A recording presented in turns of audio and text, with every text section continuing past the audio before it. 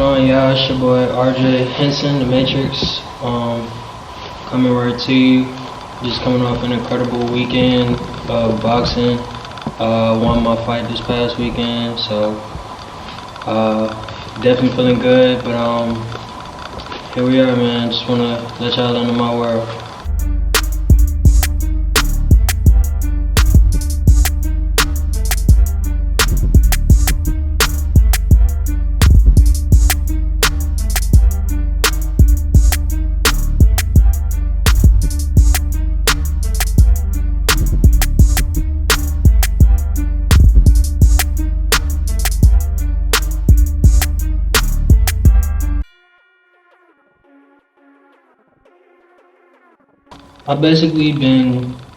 I've been into martial arts my whole life.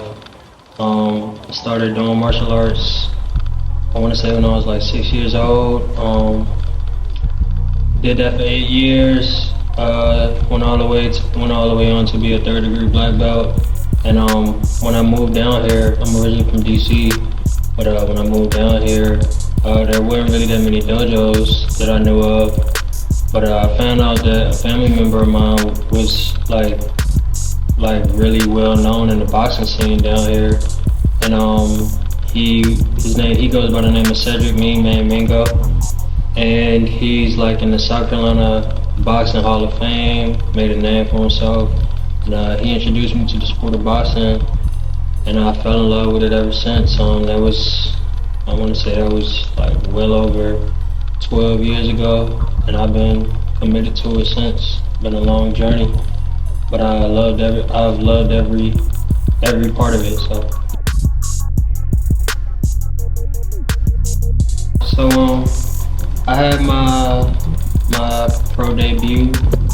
I want to say in October of 2020. Yeah, it was October 2020, and that was like, couldn't ask for a better start to my career. Everything was going well. Had a pretty much flawless victory. Then fast forward, I took a last minute fight on a Jamal Charlo undercard in San Antonio, Texas. Less than a 2-week notice. Had to drop about 15 pounds in less than 2 weeks. So I wasn't really feeling my best, and I took an L. Learned a lesson. Learned a good lesson. It was a hard loss for me, but I shook it off, and I've been in the gym ever since. But I just haven't been actually competing for various reasons.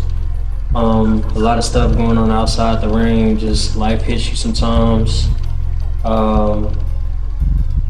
But through that whole time, I've been in the gym training. I stuck to my craft. I continue to stick to my craft, and I've been training full time. Just for one reason or the other, like for the past 2-3 years, it's just been hard to get fights for me. But we finally got a fight. They actually called us out. This guy and his team has actually been scoping us out. And I guess he thought, because I hadn't been competing, that means I haven't really been training. I haven't been serious about my craft. I haven't really been doing anything.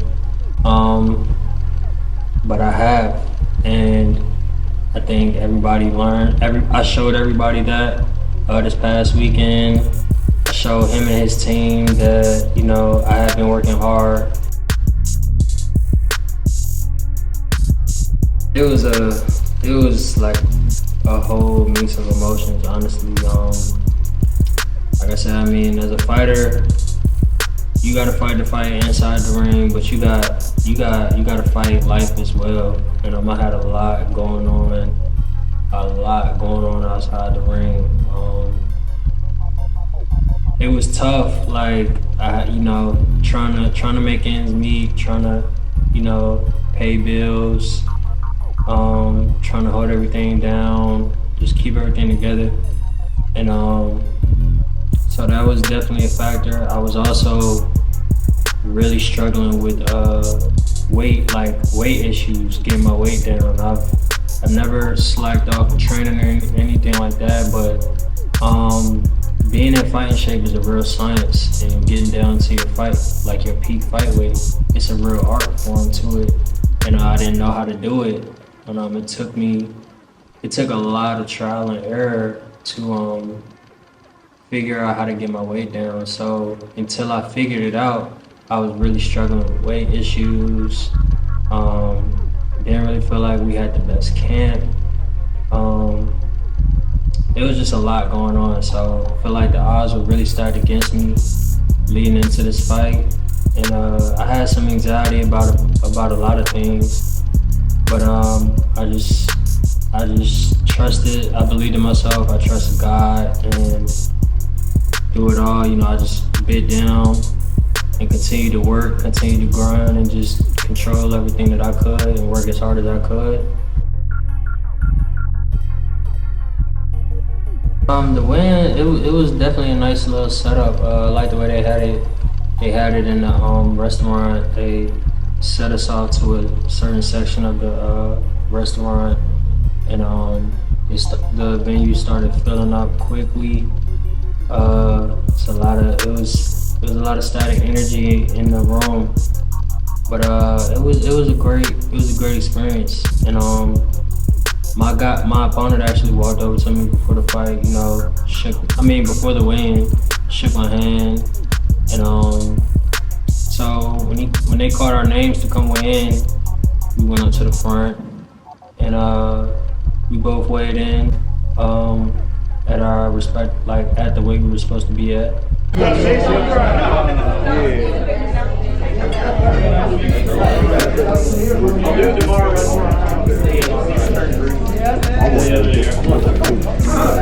Mason Brown, 131 pounds. Next up to the scale, Reginald Hinsons. Yeah, but I didn't. No, I didn't.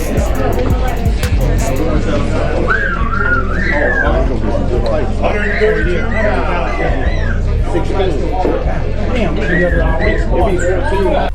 And then we did our face-off, and first thing I noticed was he was definitely a little bit bigger than me. Definitely looked like he was in shape, but I knew I was in shape too, so I wasn't really worried about that. But it was a nice experience. Wasn't too crazy. We both showed respect, but we knew fight night was gonna be all business.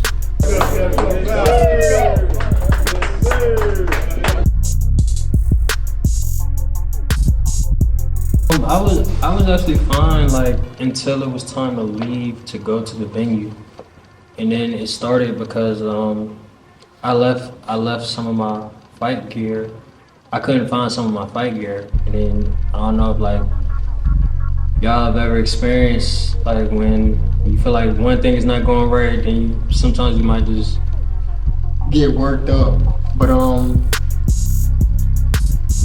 as the venue started filling up, the fighters got there early, and people started coming in more and more. And as the venue started filling up, like I could feel myself getting on edge. Like, okay, like we here.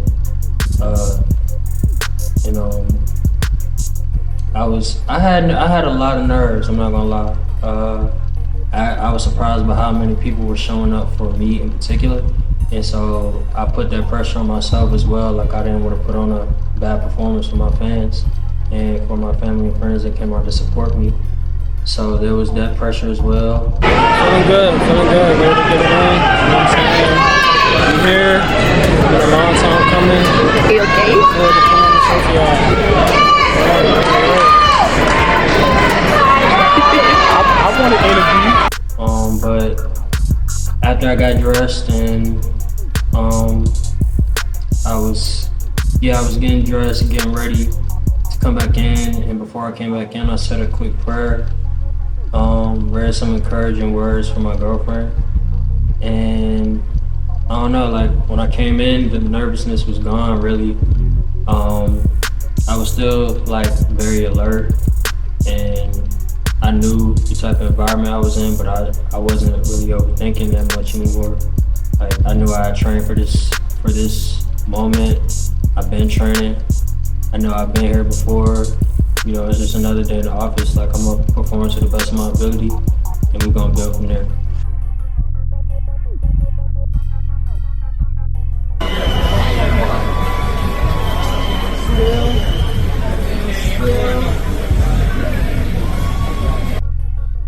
I was cool, calm, and collected at that point. Like, I was ready to go. Like.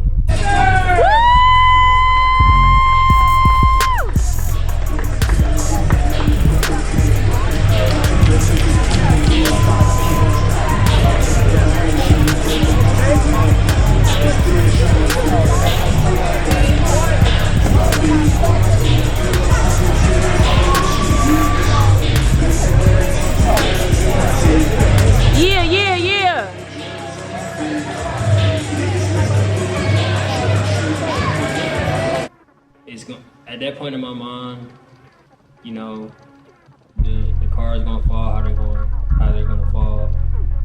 But I was ready to go, and I wasn't nervous at all. I felt good. Like, I was calm, I was at peace, you know, and I knew at that point I had it in my mind that I was just gonna perform to the best of my ability, and you know, just be happy with the results and build from there. I'm always ready to fight. It felt good hearing like the people in the crowd that did come to support me. That definitely felt good when I walked in the ring. I'm just hearing them cheer me on and everything, especially when I knew that it wasn't necessarily a home crowd for me. There was more fans there for my opponent, but my team, my family and friends, they showed up and stood 10 toes down for me. So I like that. Appreciate y'all.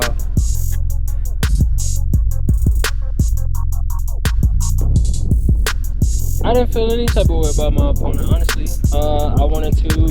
I just took the time that I needed to observe his weaknesses, you know, download the data that I needed to get. And he was definitely trying to act tough. I felt like he was probably trying to do a little bit of intimidating, because like every time I did anything, he would just be shaking his head or sticking his tongue out, you know, little stuff like that. But that type of stuff doesn't faze me. And as time went on in the fight and I realized that he couldn't keep up with my speed, his technique wasn't as good as mine, and he had very few options to win the fight. And from there, I just got more and more comfortable, you know. When I got my hand raised. Ladies and gentlemen, you will hear on a unanimous decision, fighting out of the blue.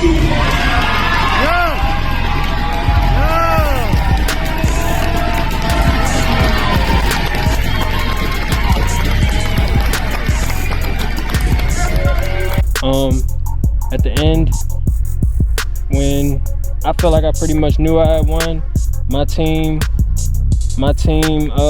my corner was already clapping and raising their hands.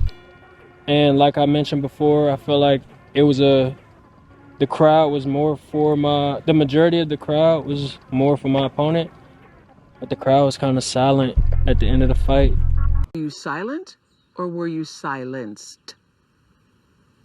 You know, so I kind of knew like I had did my thing, and I silenced the crowd, silenced his team.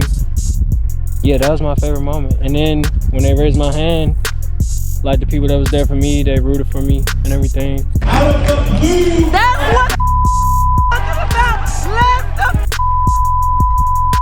talking about. Exactly. Pretty much the whole end of the fight, everything that happened after the fight was like amazing. All my team came to the photo booth, took pictures. You know, they was showing me crazy love, so I love that, yeah.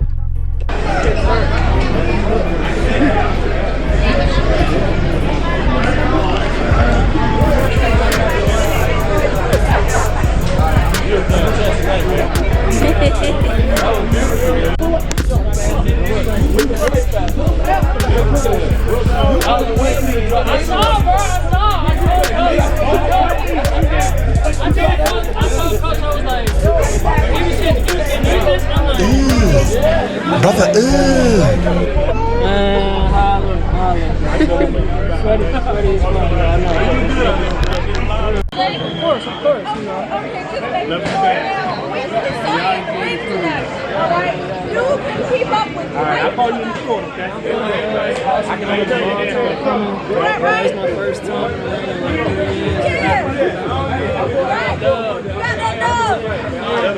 Right, listen, represent Mr. RJ. It was a pleasure. Hey, I appreciate you. Of course, anytime. Listen, if you want to get your ass knocked out, come see him. You know, this was the first time I ain't never said that to you. You did say that. I said I ain't saying nothing to him. I ain't gonna give him no nothing. He was cold tonight. You know what I'm talking about? Told him to do it. Yeah. You was cold. You was like, yeah, all right, see y'all later. I was like, he lied. He really. I ain't gotta say nothing. And I wasn't gonna say nothing. I promised myself I was not gonna say nothing. You look good. You look good, sir. Thank you, man. My performance was definitely not perfect. Everybody that came out to watch me fight, they said I made easy work. It was an easy work that night, and I put on a great performance. But I definitely will say I could have been way more offensively minded, and I really could have dominated my opponent. I have all the respect for my opponent, but I just don't really think he was on my level. He couldn't keep up with me. His speed wasn't as good as mine. He didn't have devastating power or anything like that, but the difference in IQ and speed was night and day. And so that's something that we've been working on in the gym. When I realized that these guys don't have anything for me, I need to step on the gas and don't give him any chance. And I don't think that I did that Saturday night. And I could have put on an even better performance than I did. So I made sure to work on that moving forward. Yeah.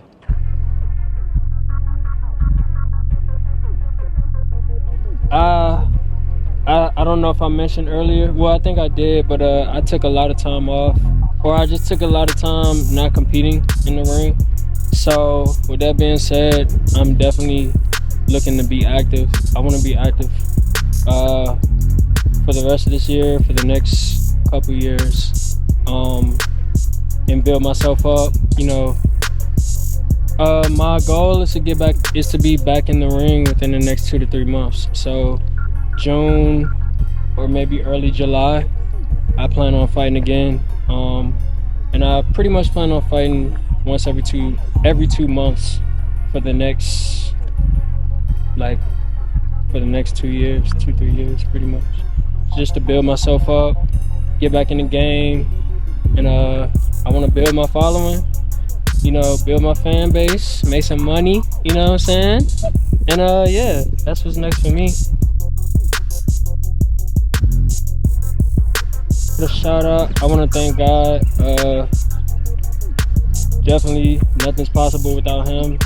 I want to thank my family and friends that came out to support me, and everybody that just made every step of this journey possible, because I couldn't have done it by myself. I want to give a special shout out to my lady, you know what I'm saying, the one behind the camera. You like Superwoman, you know, really held me down throughout this camp and everything that I was dealing with inside and outside the ring. So for that, I really thank you and I love you. And shout out the squad, shout out the team, shout out Rock Hill Boxing Club, shout out my coaches, my coach Alonzo Lumpkin for believing in me. Shout out my teammates. Like I said, all that work that we put in the gym, blood, sweat, and tears, made a difference tonight, and I think it's going to continue to make the difference moving forward. I think it's just the beginning of some really good stuff. So yeah, we're gonna keep this joint rolling, and I'll see y'all next time. Stay tuned.